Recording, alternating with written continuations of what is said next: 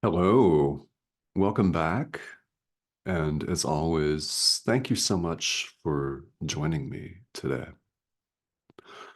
We're going to spend some time today talking about being at home and not at home, which I've chosen as the title for this conversation. We're in chapter 12, section 4 of the text, paragraphs 5 through 7. And the section of the text is entitled Seeking and Finding. So I would refer you, if you've not seen the most recent video entitled The Ego's Little Game, I would invite you to tune in to that for a bit of context, but let me sum that up right here. The ego's little game is seek but do not find. Seek, engage yourself in a mad struggle of excess activity and frustration, seeking for love, but don't find it. Keep looking in the wrong places for it. In other words, look for it outside yourself, outside, outside, outside. It's got to be the latest thing. It's the late model car. Yeah, yeah, it's got to be that. That's love, right? It's this nice dinner. Yeah, that's it. It's got to be it, right? It's this relationship with a person. Yeah, that's got to be it, right? Yeah, keep looking, but don't find it. Run yourself down, in other words. Well, that doesn't sound very exciting, yet that is precisely what we engage in the world. We defeat ourselves. Why do we do it? Well, when we side with the ego, when we think that we're individuals, when we choose separation instead of the truth of union, we don't see things as they are, and we go forth looking for love in all of the wrong places. Gosh, that reminds me of that country song from years ago. Looking for love. Oh, yeah. That's what we do. We seek truth. We seek love. We seek to know ourselves, but we're looking in the wrong place. We're looking outside ourselves, and that is not where anything is to be found because there is nothing outside of us. There is nothing outside of you. This is an idea that, if you're new to A Course in Miracles, it may sound highly shocking, as many of these ideas do, in their simplicity and their truth. They may sound highly shocking indeed. Why? Because we're so accustomed to seeing things through this false lens of individuality. There's no such thing as individuality at all. So the ego sends you out on a mad, futile, completely futile mission to seek but do not find. So here, as we wrap this section up, we're told unequivocally, very clearly, that we will undertake a journey because we're not at home in this world. Mm. Mm. Not at home. We're not at home in this world. We're not at home inside this shell, this thing. It's 80% water and some guts, and it doesn't last. Just like nothing in this world lasts, just like this world itself doesn't last,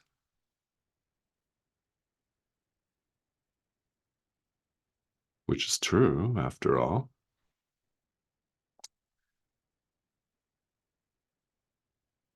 We're not at home here. And we say, of course, that we are. I'm at home. I'm actually at what we call home right now, which is this assemblage of wood and a drywall and then and paint and things. And I'm grateful for this because as we speak right here, even in the Arizona desert in North America, it's raining, which is pretty cool. In some parts of the world, it rains all winter long. Here, it rains very rarely, so it's pretty cool. And what you don't see here is I'm facing a window where I am looking out and seeing the rain. And I call this home, but it's not my home. This isn't my home. Our nation state of origin is not our home, whether we live in that particular nation state or not right now. That's not our home either. This world is not our home. We're not bodies. Yeah, you're not a body. No, deep down, we know this. We do. We know this. Do we choose to acknowledge it? Well, maybe, maybe not. We're free to deny who and what we are anytime we like. But when we do understand that we're going to continue to spin, to sit and spin on the wheel of suffering, we're going to continue to do the same things over and over and expect a different result. In other words, insanity. We're going to continue to be insane. We're going to continue to seek, but do not find. We will undertake what we call a journey. We call the spiritual path a path. Yeah. It's a journey. It's a marathon, a sprint, whatever you want to call it. Many people in the world refer to it as their walk. Yeah. And whatever that is, we will undertake what we call the spiritual path because we know that this world is not our home. We know it deep down. That's why we're interested in this material to begin with. It is why you're watching this. You may have what you consider other reasons, but the real reason is you've heard the call of our inner teacher to awaken. At some point, whether you were consciously aware of it at the time or not, you formulated the idea that, gosh, there's got to be something more to all of this than just my job and checking email and eating and sleeping and taking care of this organism's needs. There's got to be more to it. Well, of course there is. We all know this. So let's accept it, shall we? That's our invitation. When we believe that our home is outside us, we will continue to seek but not find. Our search will be absolutely meaningless and futile. We will not find that which we seek. It is not to be found outside, rather inside. That's where we look. Ready? We have a guide. It's referred to here in A Course in Miracles as our inner teacher, the Holy Spirit, the voice for God, the mediator with a capital M, answer with a capital A, comforter with a capital C, friend, capital F. You get the point. It goes by many names. You may call it your own names, one name or multiple names if you wish. When we speak of the Holy Spirit in this series of videos and in A Course in Miracles in general, we mean this part of our mind that knows who we are, that will guide us if only we let him. The Holy Spirit remembers who we are and will remember for us. Remember, this is part of our mind.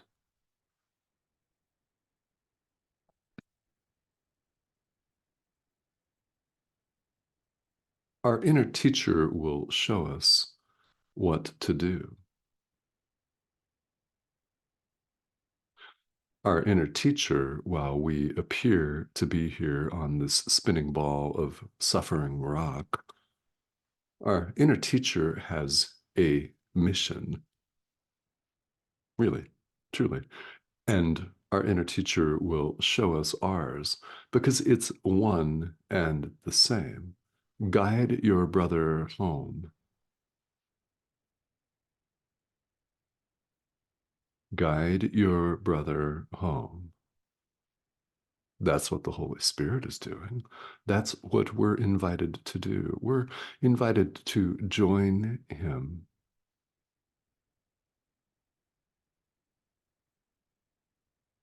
And at first glance, at first read, at first watch, at first listen, the sheer power of this may or may not be evident.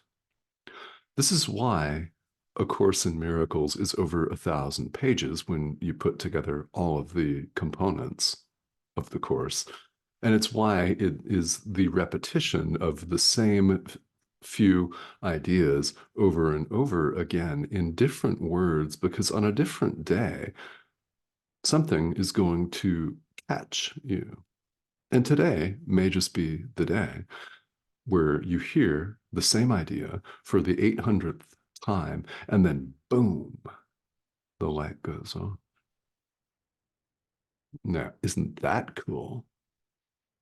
It's happened for some of you, and for some of you, it may have not yet happened, but it's gonna. I mean, we can deny all of this all we want. That is part of our power of decision. We could use this stunning power to side with truth.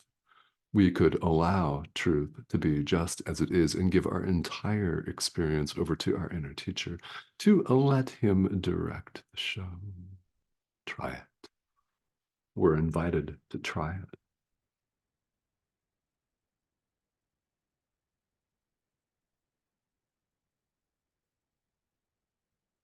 So, the unfortunate situation here is that when we run off and pretend to hide in this, as if that were possible, but we want to believe it is, right?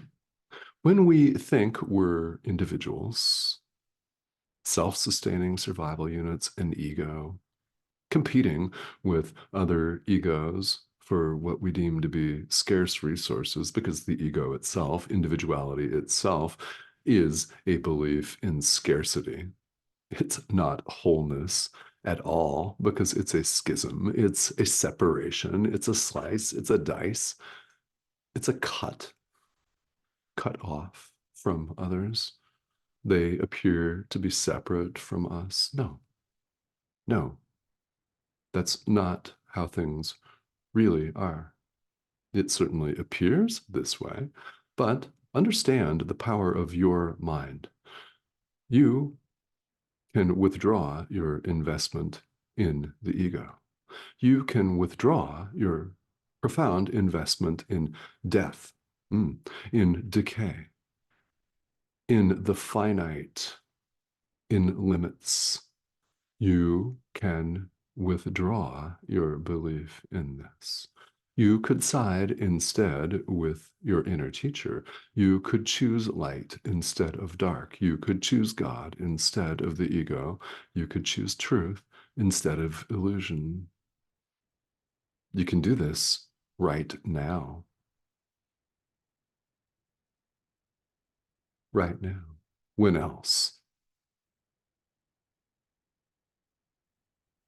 It's very profound.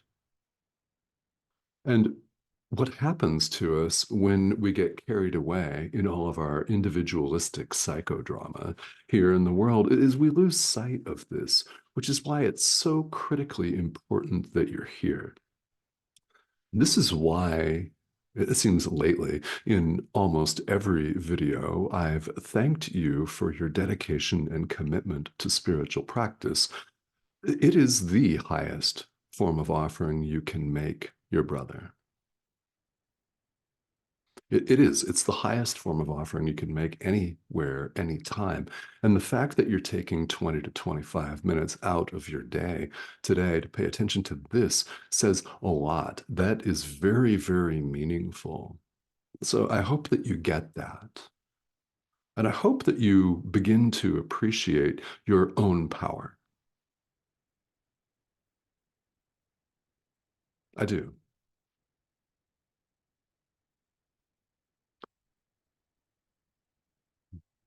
It's a very, very uplifting to allow truth to be just as it is. When we let go of our defenses, it shines all by itself. It's never gone anywhere.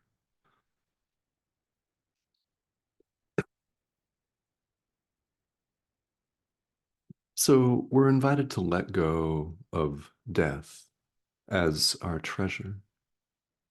We do. We cherish separation, individuality. It's a belief in separation, the finite, the perishable. We call it death. So we're invited to let go of this as our treasure, understanding that our inheritance, who we really are, cannot be bought or sold, and it can't be thrown away and lost for all time. We can deny it for sure, but we cannot be without it. Why? We didn't make it. God did. God is the creator.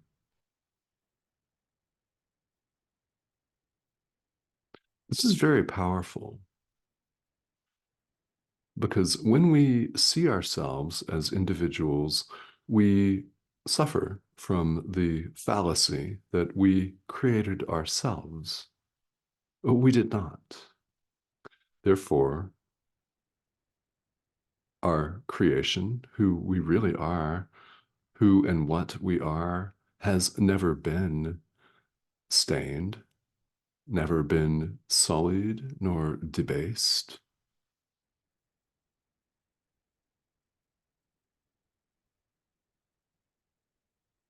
We're simply unaware of it. So, this course is what looks to be a gradual process of our bringing our present moment awareness to this choice that we appear to have between light or dark, truth or illusion, and choosing truth. Every time we become aware of this by allowing our inner teacher to direct our true forgiveness of the Son of God. We guide our brothers home.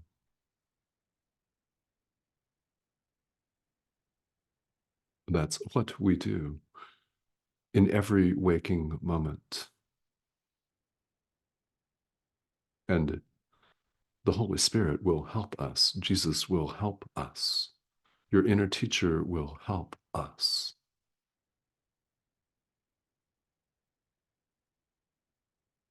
Powerful and profound.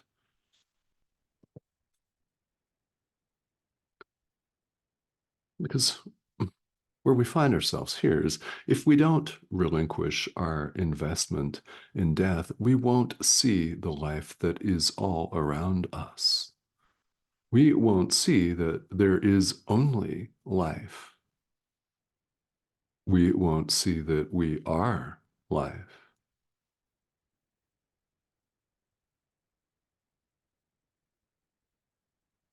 So, to the extent today that you remember to give your entire experience over to your inner teacher, please do so. To the extent that you remember to forgive yourself, the Son of God, situations and events, space time, the ego, the world itself, the broader and more general, the more powerful,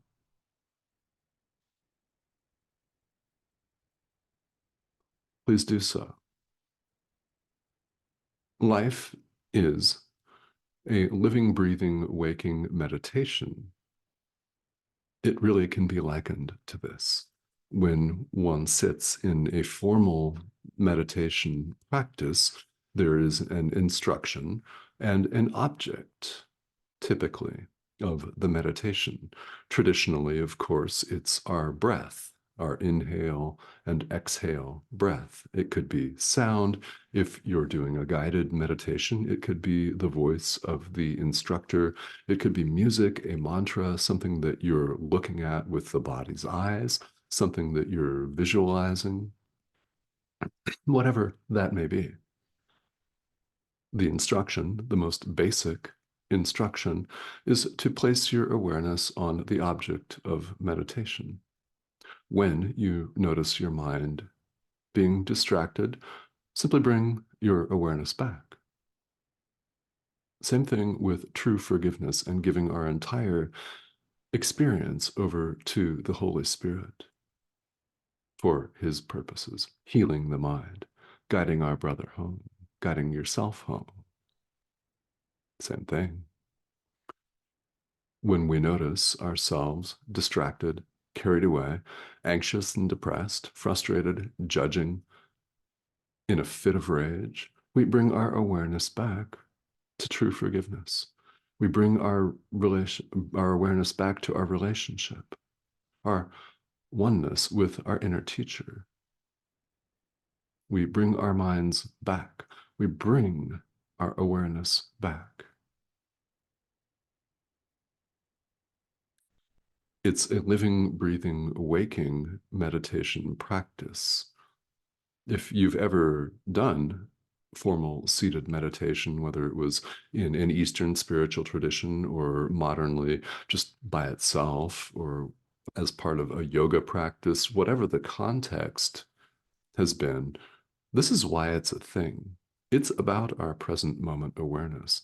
If we're not aware that we're carried away and doing the same thing over and over and expecting awakening as a result of judging our brother and calling him a scoundrel, or worse, much worse, often, if we're not aware, how can we be expected to solve anything?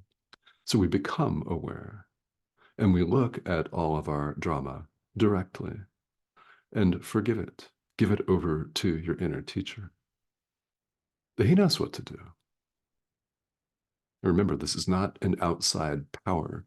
You're not giving yourself over to anything outside you. There's part of your mind that knows who you are, and you're invited to follow that guidance. All right. So, as always, I thank you for tuning in. And questions and comments are always more than welcome. So please feel welcome to leave them here. There are often some excellent commentaries right here on the comment thread in YouTube. So let's use that as a discussion board here. So if you've got questions, please leave them. Even if you just wish to pop in and say hello, I'd love to hear from you. But please do that. If you've not yet subscribed, I'd love to have you join us. So please go ahead and do that. This is the prompt here in the corner of your screen. It's that arrow. Click that, hover over that. You'll be invited to subscribe and join us. And the community is growing. Thank you to all of you who have recently joined. What you get here is, well, the Holy Spirit. When something lands, it is definitely your inner teacher talking to you. That's the purpose of these videos, to supplement your own study and practice of A Course in Miracles. And if you're new to the course, Perhaps it will inspire you to pick it up and begin forgiving the Son of God. That would be very kind of you. Oh, and if you haven't yet subscribed, please do and tell all your friends. All right. Thank you. So let's just end this conversation today with just an invitation to remember where your real home is. It's in God. All right. We'll talk to you all later.